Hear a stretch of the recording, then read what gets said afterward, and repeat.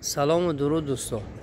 من یک کم چوب و تخته ایستاد اینجا از استریپیل بولوری ها و تخته های ابریزنای ایستادگی است. اینجا نزدیک کانال بومده سامانیوم منطقه یکم نوعی مسجد جماعت مسجد آمدگی است. خود کم عرقه مسجد کوهی کدام تنه هوا سیاه کرده است.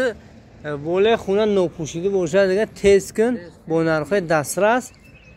خدا خواهد خریداری میکنی. رقم های تلفن 92 610 0389 بیا مرامت همه رقم ها زنگ ده بولور 17 به 8 25 دونه انا بعد 18 دونه استرپیل 15 به 5 انا 4 30 5 نیم کوب تختی ابرزنای من دیگه 3 متر 4 متر.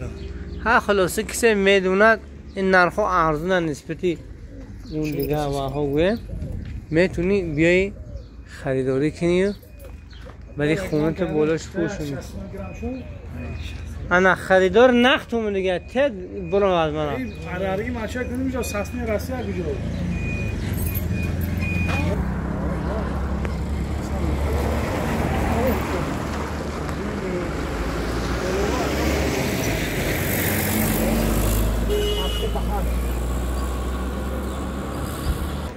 ابی خریدارو باشه دیگه خدا خواهد حاضرش در همین جا نعیم جان در ماچه کوی آورزین نیم بود. اگر نیمش فروخت است ما اسپن نکردیم همیشه برای شما گفتیم که به نمایش گذاریم.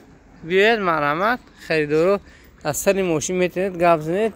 نزد بینه سرخ استادی است ماشین من اینجا خواهدی درختها بینه سرخ باشه دیگه همینجا ایستاده است ماشین بکنال با خدا نگهدار شما. کس میکاری همه برکتی از من.